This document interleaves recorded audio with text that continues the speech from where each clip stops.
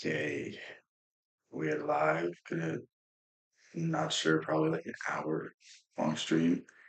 Still trying to figure out my schedule. I'm just exhausted right now, so hopefully, um, I don't know, things just fall into place, things get better. Not that like the way I said that came off wrong. Things got better in terms of like the amount of free time I have. Because right now I'm just like running all over the place, and it's hard for me to do this. But yeah, we'll try. So this is why Socrates hated democracy. This is an interesting idea. Um, and again, anything attributed to Socrates is yep question because Plato wrote what we know about Socrates. Socrates didn't believe that speaking, or he believed that speaking was the best form of communication. He didn't believe that writing things down preserved exactly what you meant to say. So everything we know about Socrates comes from mostly Plato, and there's another guy, I don't remember his name, but yeah. So really this could just be Plato's own interpretation. We're used to thinking very highly of democracy, and by extension of ancient Athens, the civilization that gave rise to it. The Parthenon has become almost a byword for democratic values, which is why so many leaders of democracies like to be photographed there. It's therefore very striking to discover that one of ancient Greece's greatest achievements, philosophy, was highly suspicious of its other achievement. So the point he's going to make here is very interesting. Um, and it's the same reason why you see the Constitution being not a democratic constitution, it's a republic. So this is what the founding fathers were very, very, very cognizant of. Like, there's a Federalist paper. I think it's I can't remember what it is. It's not maybe it's Federalist 10. Don't quote me. I might be wrong. I think it's Federalist 10. James Madison basically says that you don't want a pure democracy because a pure democracy that means that every single thing that's popular gets voted into law. Everything that's popular at the time becomes binding. And, you know, there's never been a time in history where the popular thing was 100% correct.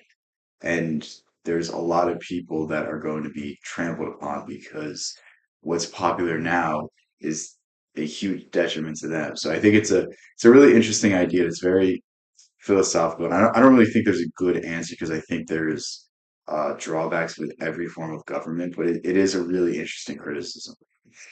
Democracy. The founding father of Greek philosophy, Socrates, is portrayed in the dialogues of Plato as hugely pessimistic about the whole business of democracy. In Book 6 of the Republic, Plato describes Socrates falling into conversation with a character called Adimantus and trying to get him to see the flaws of democracy by comparing a society to a ship. If you were heading out on a journey by sea, asks Socrates, who would you ideally want deciding who was in charge of the vessel? Just anyone, or people educated in the rules and demands of seafaring? The latter, of course. So this is where you see the original idea of voting in America. The original idea of voting was rich, white men. And you see this idea. I don't really think that's the right way to do it, but I think the checks and balances put in place are an attempt. Now we could argue how efficient it is and how far astray it's become, but I think it's in theory a good idea. In application, I think the problem is just what happens to systems in general. What's up, Zachariah? How's everything? Says Adimantus. So why then, responds Socrates, do we keep thinking that any old person should be fit to judge who should be the ruler of a country?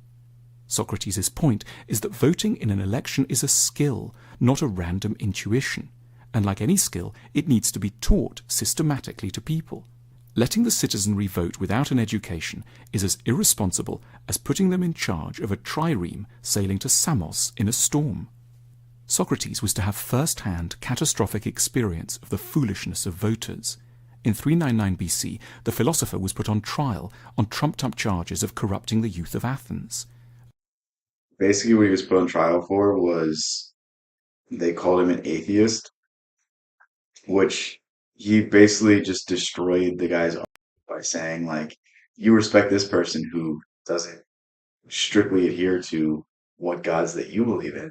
So aren't you hypocritical because you respect someone that is accused of the same crime as me?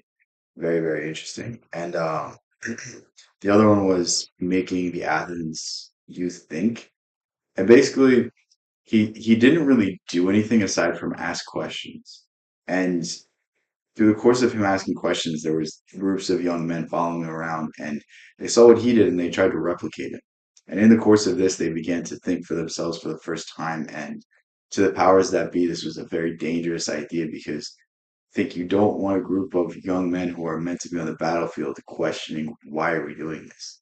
Why are we fighting for this? Why are we going to take over this land even though these people haven't done anything to us? It's like very, very interesting that even back then you see the roots of rebellion trying to be struck out through getting rid of free speech.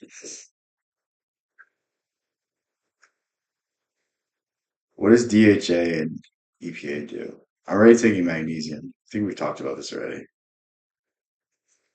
A jury of 500 Athenians was invited to weigh up the case and decided by a narrow margin that the philosopher was guilty.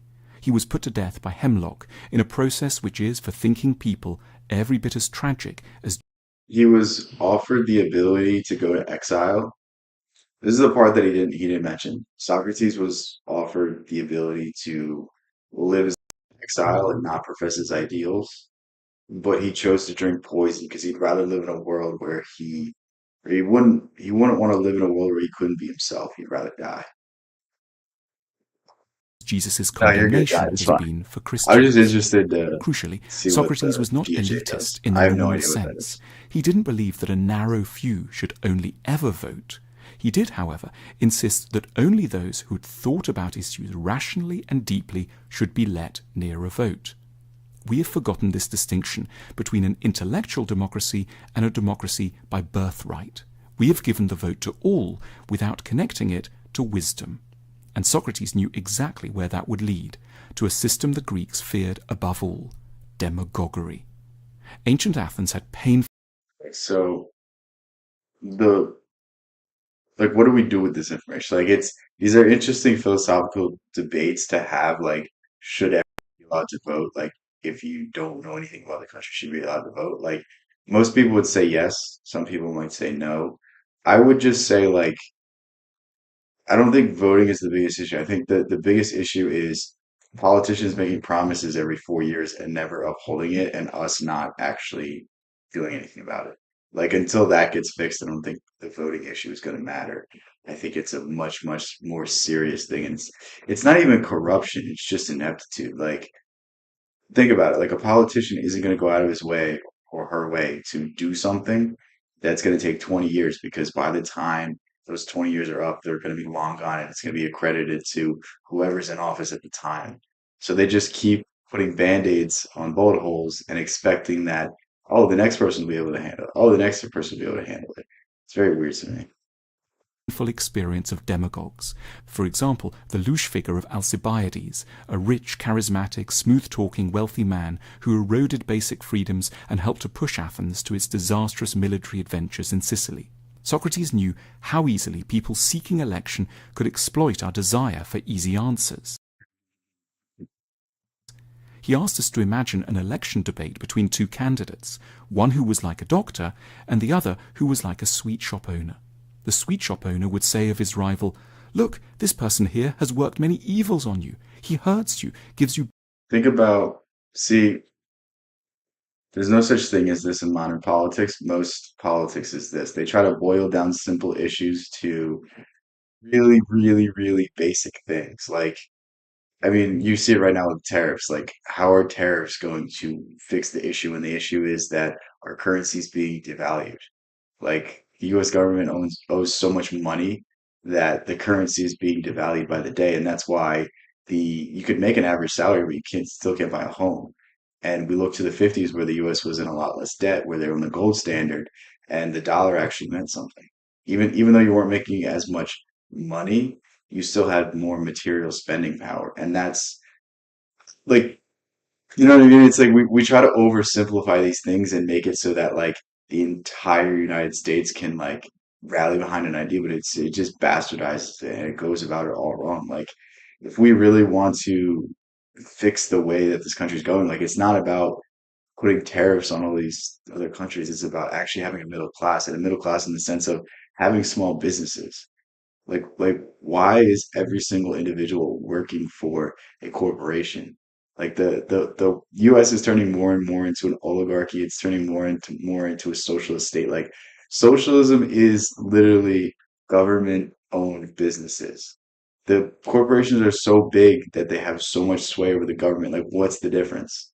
Like it's very weird how these questions aren't being brought up and you know, it's just annoying. Bitter potions and tells you not to eat and drink whatever you like. He'll never serve you feasts of many and varied pleasant things like I will. Socrates asks us to consider the audience's response. Do you think the doctor would be able to reply effectively? The true answer, I cause you trouble and go against your desires in order to help you, would cause an uproar among the voters, don't you think? We have forgotten all about Socrates' salient warnings against democracy. We have preferred to think of democracy as an unambiguous good rather than as something that is only ever as effective as There's also the idea of like the Cold War, of like we went into all of these countries and we did it for the sake of democracy, even though like we destabilized government, still ruin things to this day. Just it's a very weird ideal that isn't really thought of, you know what I mean? Like just because it's a democracy, is it a fair one? I mean, what is North Korea called? The People's Republic of North Korea? Like they have these nice sounding names, but are they really that? And that's the real question with these things. It's like, is what you're getting on paper, like the Constitution, I think is the most fair document that's ever been written. I think it really, really, really, if it was applied absolutely correctly, could make a beautiful nation. No problems and nothing. But like, how applicable is that? Nothing is ever ideal. Nothing is ever perfect. Um, I think we talked about the cave allegory. I'm going to give a little different take than I did last time. It's an interesting idea. We don't watch this video, I know for sure. the ancient Greeks were emphatic that philosophy was not just an elaborate abstract exercise. It was, they felt, a deeply useful skill that should be learned and practiced by all in order to help us to live and die well. No one believed this more than Plato, who was passionate in his defense of philosophy as a kind of therapy for the soul. One of the most forceful stories he told on behalf of the utility of philosophy was what has Think of philosophy as reframing the problems in your life. The way you see these situations, the scenarios in your life, is the way you're going to be able to handle them. So if you build something up in your head to be disastrous, then it's going to be very difficult for you to face. But if you deal with these problems in a philosophical manner and put them into perspective and organize them so that they're not as big as they once seemed, you can better handle it. It's all about tricking yourself to thinking things are easier than they really are. It's all about, I hate to say fake it till you make it, but like just constantly reflecting, constantly being introspective, and constantly telling yourself that you're worrying about nothing. Because most of the time, you can always destroy a problem in front of you. You can always make it way less serious than it is. You know what I mean? It's like, wow, you missed a deadline. How many times have you missed a deadline and you've been able to just be like, hey, I'm sorry I missed this. Can we do something here? Can you work with me? Like a lot of times people are pretty considerate. A lot of times people are pretty forgiving with these sorts of things. Like it's very weird that we stress ourselves out so much and build things up in our head to be something that's insurmountable, but usually it's just us making it worse. become known as the allegory of the cave. It is perhaps the most famous allegory in philosophy. This was a story that was intended, as he wrote, to compare the effect of education and the lack of it on our nature. At the start of Book 7 of his masterpiece, The Republic, Plato tells us about some people living imprisoned in a cave. They've always lived there and don't know anything of the outside world. There is So think of the wait, I'm not just well, no never mind. natural light in this cave. The walls are damp and dark. All the inhabitants can see comes from the shadows of things thrown up on the wall by a light of a fire. The cave dwellers get fascinated by these reflections of animals, plants, and people. Moreover, they assume that these shadows are real and that if you pay a lot of attention to them, you'll understand and succeed in life. They don't, of course, realize that they are looking at mere phantoms. They chat about shadowy things enthusiastically and take So this is social conditioning. What they're explaining. These people are seeing these realities, and because this is all they know, this is all they see. Robert Anton Wilson, you should really read some of his books if you have the time. It's so fascinating. He is the most unique writer I've ever read, but he has a great saying, what the thinker thinks, the prover proves. Saying that there's two aspects of your head. There's first the reality you accept, and then the reality that your mind goes to prove. So think of your conspiratorial friend. When something happens, they already have an explanation for it. They already tell you who's pulling the strings.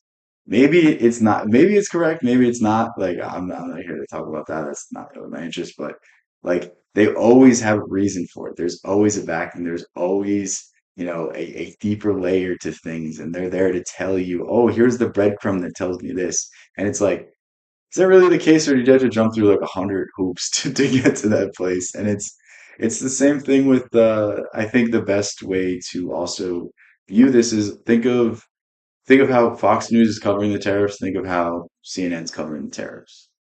Fox News is giving a very, oh, we'll wait and see, we'll see what happens, just don't sell your stock right now. It's not a good idea. Like they're probably saying things like that. CNN's probably freaking out, going, the market's it's gonna just keep plummeting. Like, you know what I mean? This is the end of the US though. The US is no longer super like those are probably both scenarios, and they're based off the same scenarios of facts. And it's just based off of what reality they accept. If you see things in a conservative light, you're going to be this way. If you see things in a democratic or a liberal way, you're going to see things this way. Just think about it like this, and this is the real root of the cave allegory. It's not just like a blanket example of the few minority just understanding things. It's the example that we each and every one of us have our own biases, and we must overcome these things because it's our duty to overcome these things and see things for what they really are. take great pride in their sophistication and wisdom. Then, one day, quite by chance, someone discovers a way out of the cave, out into the open air. At first, it's simply overwhelming. He is dazzled by the brilliant sunshine, in which everything is for the first time properly illuminated. Gradually, his eyes adjust and he encounters the true forms of all those things which he had formerly known only as shadows. He sees actual flowers, the colours of birds, the nuances in the bark of trees. He observes stars and grasps the vastness and sublime nature of the universe. As Plato puts it in solemn terms, previously he had been looking merely at phantoms. Now he is nearer to the true nature of being. Out of compassion, this newly enlightened man decides Why does he keep using this to picture? leave the sunlit upper world and makes his way It's back so into the weird. cave to try to help out his companions, who are still mired in confusion and error. Because he's become used to the bright upper world, he can hardly see anything underground. He stumbles along the damp, wet corridors and gets confused. He seems to the others totally unimpressive. When he in turn is unimpressed by them and insists on explaining what the sun is or what a real tree is like, the cave dwellers get sarcastic, then very angry, and eventually Think of when you find out a new piece of information and it really changes your life, and you try to tell it to someone else, and like, I don't believe it. I don't know about that. Like that's this idea. It's like when you find a better way and try to share it with people, people will reject it because it's a lot easier to accept my reality of things. It's a lot easier for me to cope in the ways that I've been coping my entire life than try to see things in a different light. And if you really want to know the secret to philosophy, the secret to religion, the secret to spiritual matters, it's overcoming the self. It's overcoming the ego. It's overcoming who you perceive yourself to be, your set patterns, your set thoughts, your thought loops, the things that you fixate on, overcoming your unconscious, overcoming your shadow. Like it really just comes from being able to break the rigidity of what you've programmed into yourself. I don't know if that's the right word. What you've set into yourself, what you've created through the course of your life. Think about it that way. You don't like that idea? plot to kill What him. idea? The story of the cave is an allegory of the life of all enlightened people. The cave dwellers are humans before philosophy. The sun is the light of reason. The alienation of the returned philosopher is what all truth tellers can expect when they take their knowledge back to people who have not devoted themselves to So the cave allegory, it's the reason why every great alchemical text all of these so-called enlightened or the Tao Te Ching, it's why they're written in allegory, it's why they're written in poetry. I mean, it's to avoid the persecution of the masses. It's to hide the messages in a easily accessible place, but not seek the retribution of everyone else. It's also because certain things can only be expressed through poetry, certain things can only be expressed through the gaps that we fill through verse and using the imagination and using the mind to tie things together and in that connection is the true depth, the true meaning. But it's also to kind of hide in plain sight. I mean, you see this with the alchemist. The alchemist, everyone thinks alchemy is purely a physical thing. It's transmuting lead into gold, but the true alchemy is alchemy of the soul. It's transmutating your soul into something higher, taking all the pain, taking all the suffering, taking everything everyone's done to you, and turning it into the philosopher's stone, turning it into eternal life, turning it into good. I mean, this is literally how you overcome karma in the Buddhist system. It's the same thing as the crucifixion. The crucifixion. What did Jesus do? He he bared his cross. He took the sins of everyone else and he died for them. And he was resurrected completely new. And these ideas are all there. They're all the same, but it's just you need to be willing to look and you need to break your old paradigms, your old ways of thinking. And when you do that, you can find all of the answers that you need. thinking. For Plato, we are all for much of our lives in shadow. Many of the things we get excited about, like fame, the perfect partner, a high status job, are infinitely less real than we suppose. They are, for the most part, phantoms projected by our culture onto the walls of our fragile and flawed minds. But because everyone around us is insisting that they are genuine, we are taken in from a young age. It's not our fault individually. No one chooses to be in the cave. That's Drugs. just where we happen to begin. We're all starting from a very difficult place. If, You don't need to do drugs if you meditate all day. like the man in Plato's story, you bluntly tell people they're wrong, you get nowhere, you cause deep offense and may endanger your own life. Athens had, Yeah, I know after you're all, joking. recently put Socrates, If you didn't put the laughing emoji, I would have banned. Kidding. Plato's friend, to death. Plato knew from close experience just what the cave dwellers might do to those who claim to know the sun. The solution, Plato says, is a process of widespread, carefully administered philosophical education, by which he understood the method of inquiry pioneered by Socrates and known to us as the Socratic method. It's a very gentle process. You don't lecture or harangue or force someone to read a particular book. You just start with a general declaration of intellectual modesty. No one knows very much. It's always good to insist. And wisdom starts with owning up to ignorance. Confess that you don't know exactly what the government should do, what war is meant to achieve, or how good relationships work. You then get the other person to say what they think, and gradually, together, you investigate the answers. Most likely, the other person will be confident, or rather painfully, overconfident. They may tell you it's all quite simple, really, and everyone knows the answer already. So Socrates' greatest skill was the ability to disarm someone. So what he's talking about right now is Socrates basically trying to pull the other person's opinion, trying to get exactly what they think, and trying to make them actually think about it. Because most of us have beliefs, most of us have ideas. What are the ideas that we actually thought about? And that might sound counterintuitive, but are these ideas your own or they have been fed to you? And that's where it really comes down to. Most people's politics, most people's religion. Again, this doesn't mean you're wrong. This is not you. I'm not talking about you. But every single idea that most people have is fed to them. It's maybe there's some thought about it, but they don't view the other side. They don't think about the other side. And it's something you must always do with yourself. It's something you must always catch yourself doing. Whenever you get too gung ho into something, start taking the other side's perspective. Start looking to the other side's perspective. Start breaking down your own argument. At the very least, you make it stronger. You might not change your mind, but you can make your argument stronger by looking at the other side's argument. And this is what Socrates really tried to do with others. He really tried to find out exactly what people thought and philosophically break down their argument bit by bit by bit by bit. Because, most arguments you can break down with a simple line of questioning if you're very, very good at it. You can always, I don't really think a straw man argument is the best way to phrase it. It's not really a straw man. It's just pointing out intellectual flaws in the arguments, and that's what Socrates was so good at, and that's why he was seen as the wisest man. Not because he could tell you about everything. It's because he could ask you questions no matter what you were talking about. He could remain impartial. That's what this is talking. We'll go to Schopenhauer though.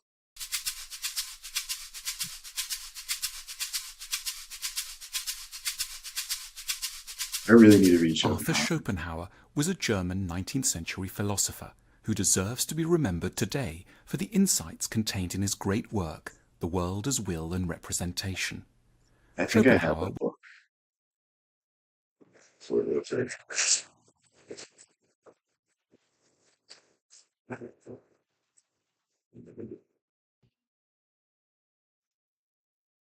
I don't know. It says key selections.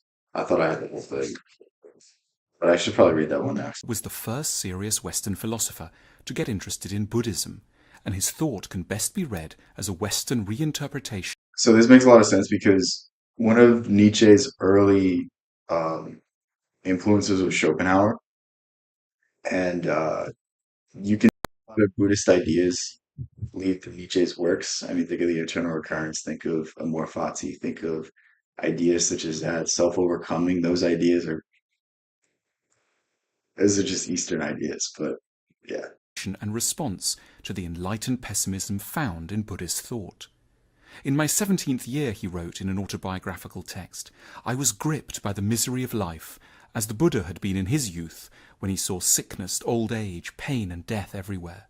The truth was that this world could not have been the work of an all-loving being, but rather that of a devil, who'd brought creatures into existence in order to delight in their sufferings.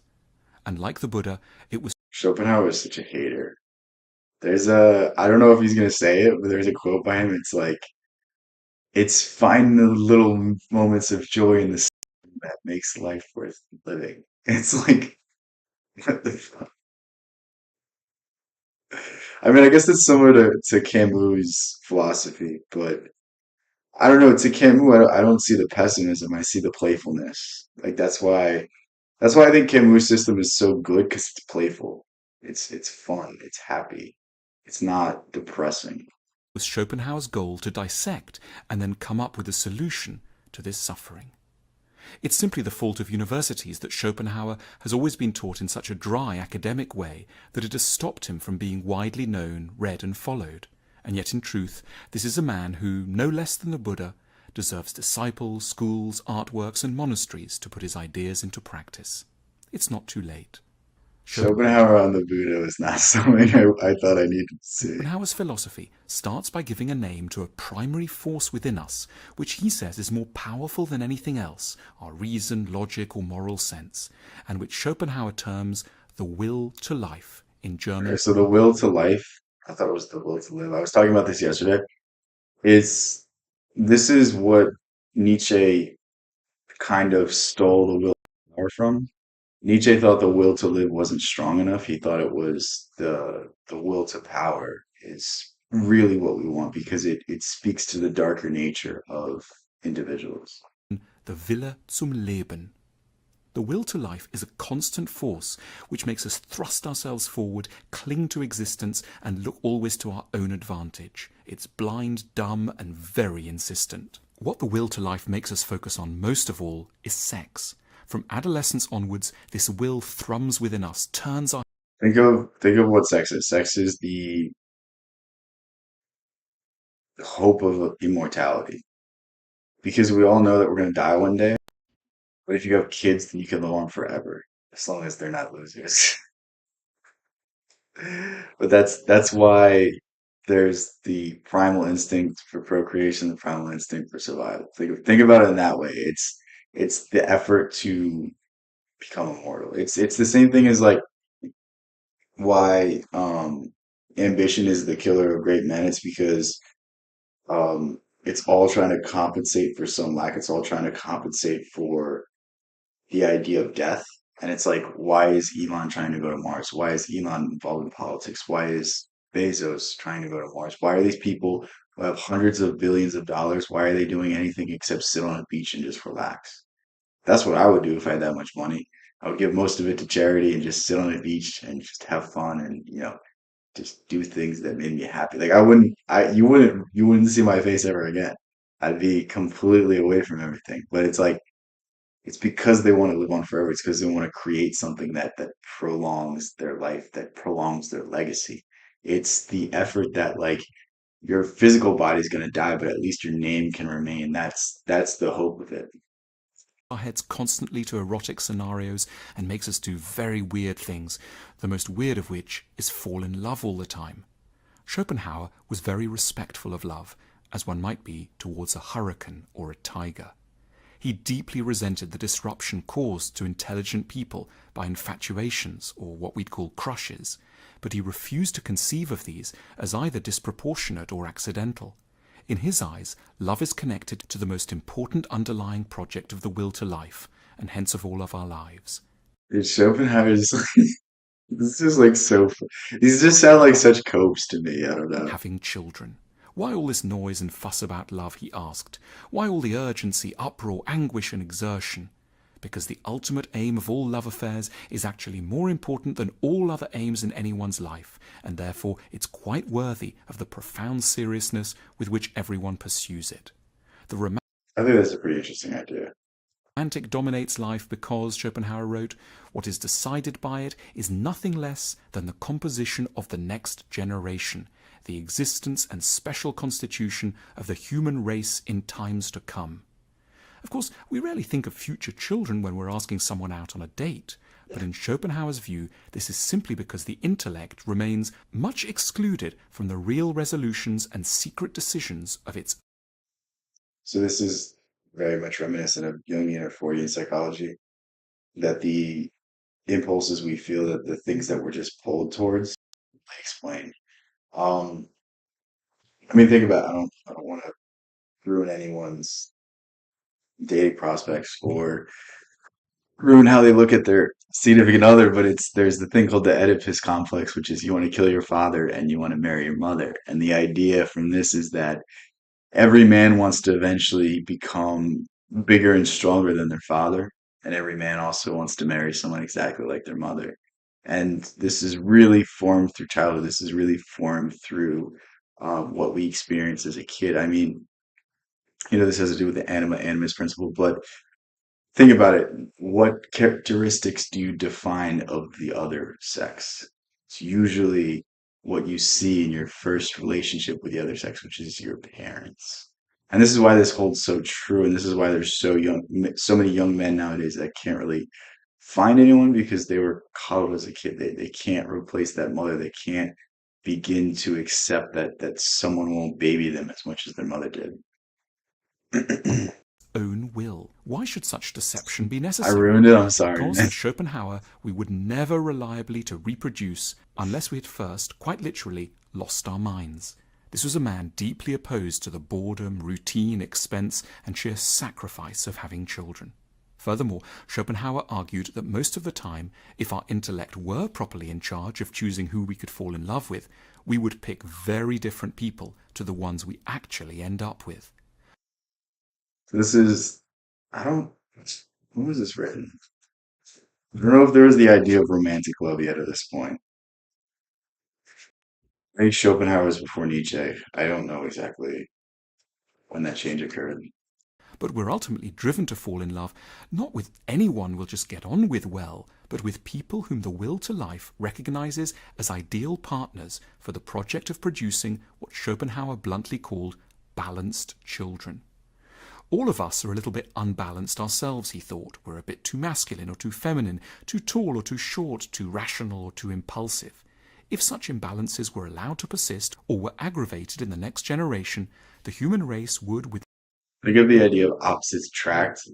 So you look for what you don't have in others. It's like a biological need to like you have the healthiest kids. Think about it that way. Like I can be sometimes, I wouldn't say not compassionate. Sometimes I just like I'm like, oh, this person will get over it because I can get over it. Like I'll do that. I'll just brush things aside when meanwhile it's something really serious. Like I could be like very rigid about things as well. So like I need someone that's I don't need someone, I already have someone, but like the characteristics I look for are a lot more forgiving, a lot more compassionate, a lot more supportive.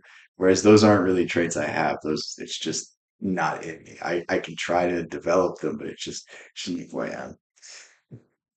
You want to agree because in your relationship? I mean, no, it's the truth. I mean, like, first of all, you wouldn't be attracted to someone who was exactly like you. You know what I mean? It's the differences that make things interesting. If someone just said yes to everything I say, I'm gonna be like, all right, I'm out. Like you're eventually gonna get bored of it. It's not that maybe you can't recognize it, but I'm sure we've all had friendships. I'm sure we've all had relationships where the person was just a yes man and you were like, I don't want to deal with this.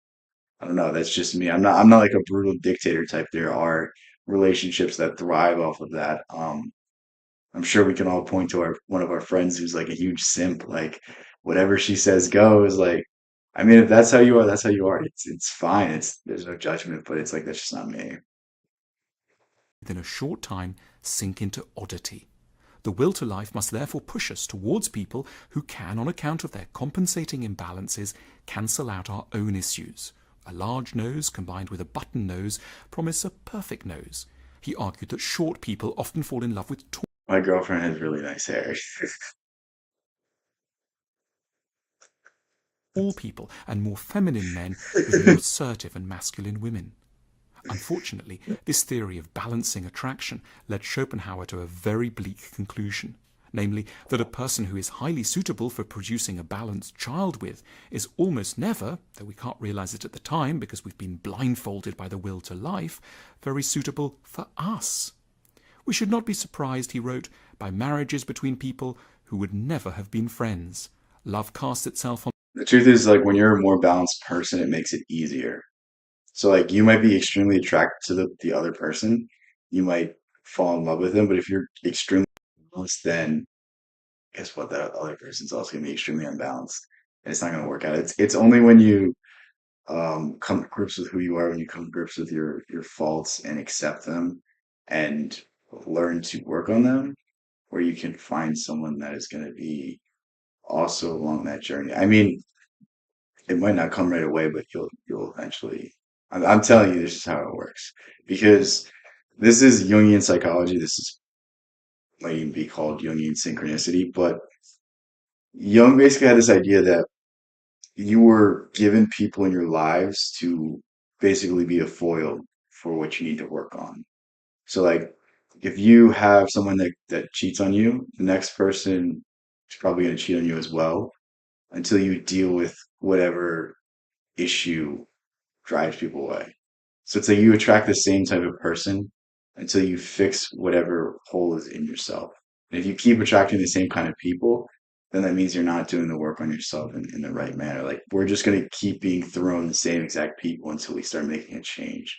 And I mean, think about your relationship. Really think about them. The person may look completely different, but aren't they the same?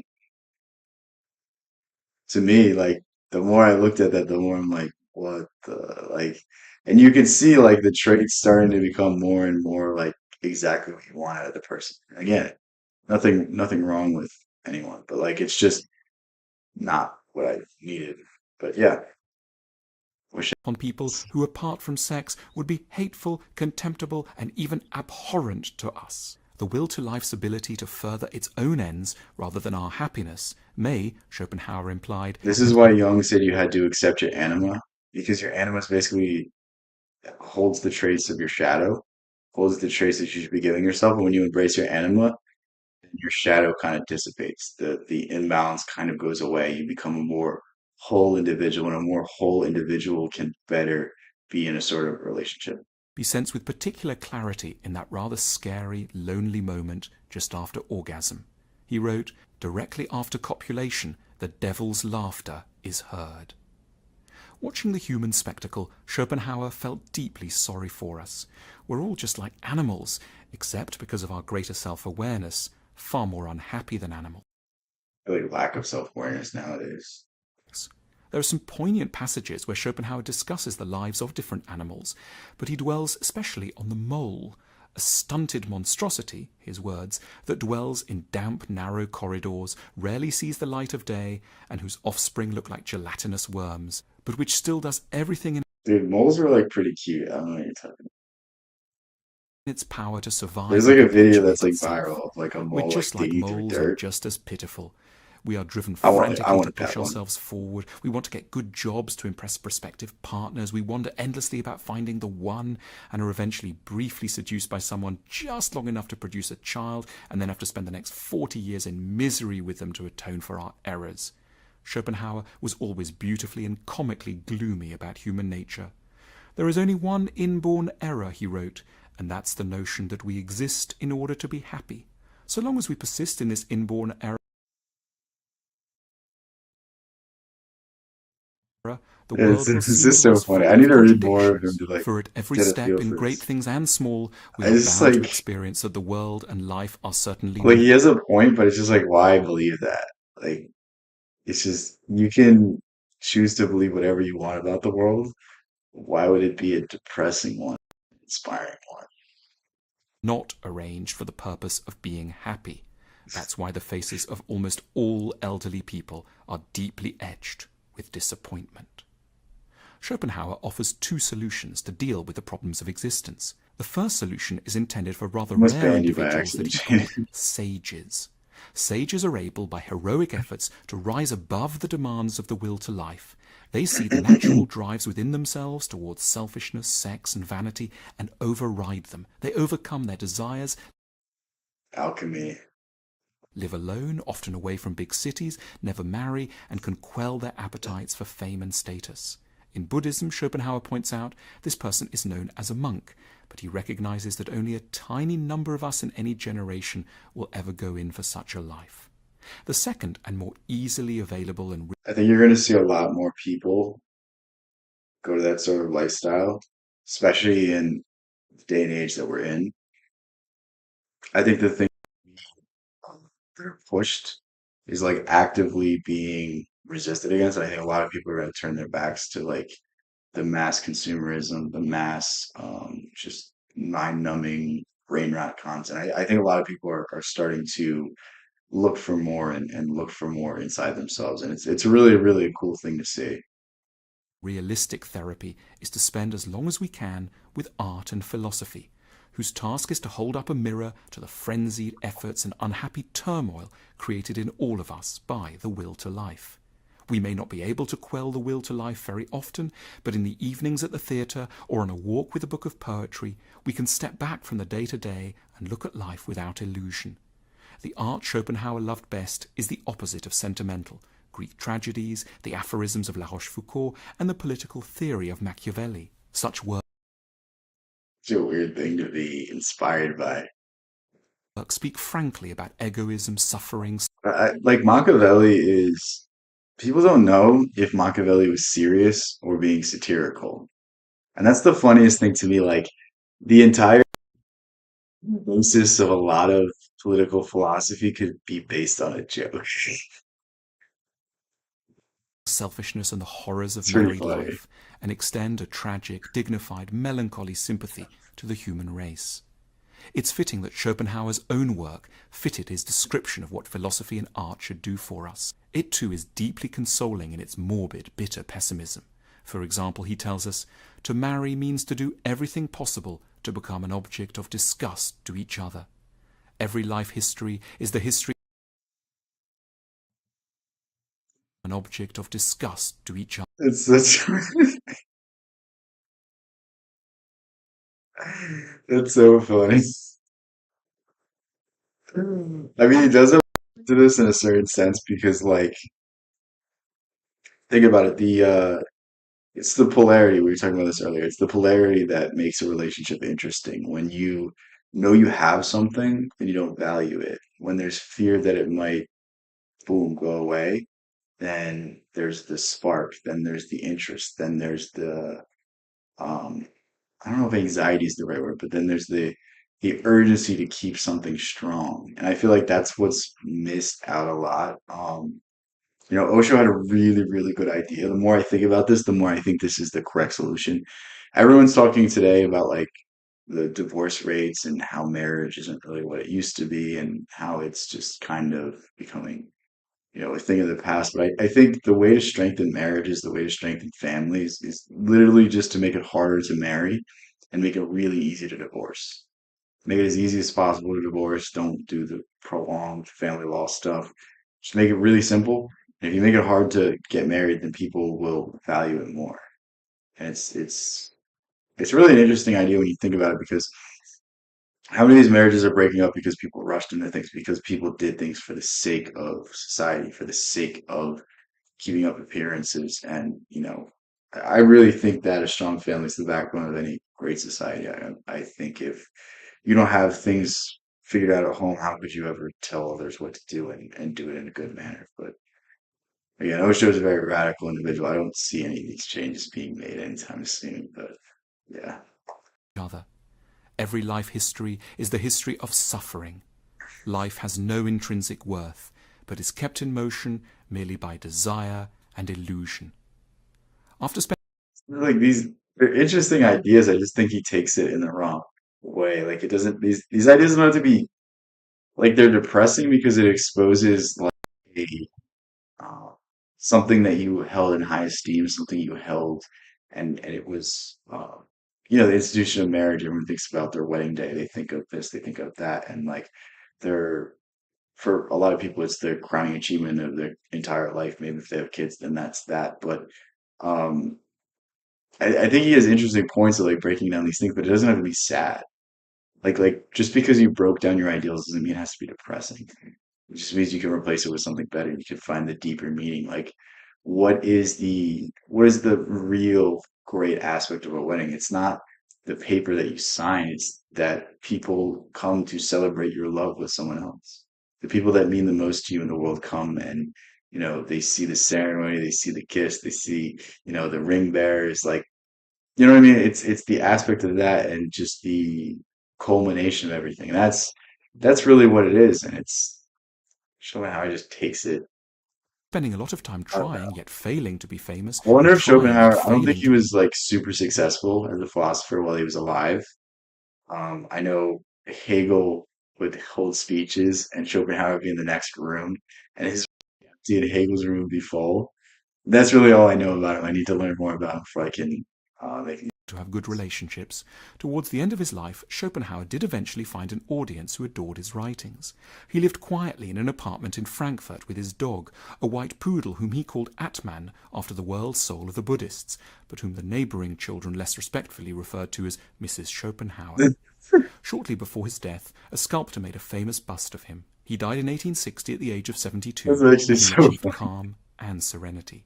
He is a sage for our own times, someone whose bust should be no less widespread and no less revered than that of the Buddha he so loved. That's interesting. I think I'll read Schopenhauer next then. How long is this book? I just, I'm finishing up Ulysses. Oh, it's only 300 pages. Okay. Yeah, I can finish. Um, finishing Ulysses, I should finish it tomorrow, depending how much I read tonight. But that book is something else.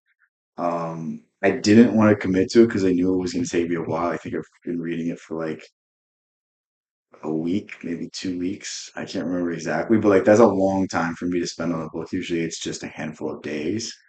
And like I've been like chomping at the bit to read other things. I've really been trying to brush through it, but it's so dense, it's so unique. I find myself having so much fun with it and looking at the references and being like, what is this trying to say? What does this mean in the context of things? Like, what is Joyce trying to say? Like, is he just making fun of things? Like, I'm trying to find the references.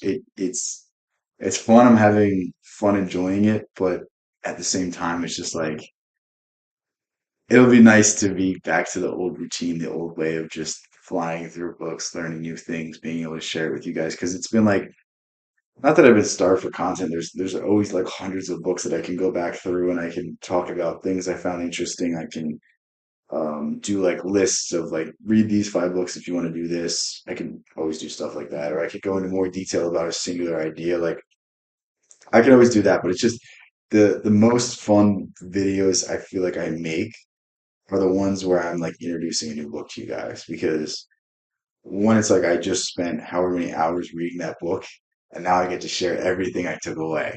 And it's like if I can also inspire someone else to read it through that, it's just so cool. Because if I tell someone to read the 48 Laws of Power, I I I, I read it so long ago that it's like the ideas stick with me, but it's not fresh, it's not new, it's not fun, it's not exciting. When I first read something new, it's just like I don't know, it's like that new car smell to me. But yeah, thank you guys for being part of the stream. I got some stuff I gotta go do, so I'm gonna end it now. A little bit shorter than it was yesterday. I'm gonna try to stream longer tomorrow because I really don't have anything to do. So if you guys show out, we'll do like a 3, 4 hour stream. But that's only if I have the energy. I can't make promises to that. But I know. So I was looking at my channel the other day just to see like how the layout looked, and I saw that I streamed for 5 hours. And I'm like, I don't even remember doing that. I don't know how I did that. But it would be fun to do something like that again. So if we can um, work our way back up to that, would be cool. But I love you guys so much. Thank you guys so much. Peace out. I'll catch you tomorrow.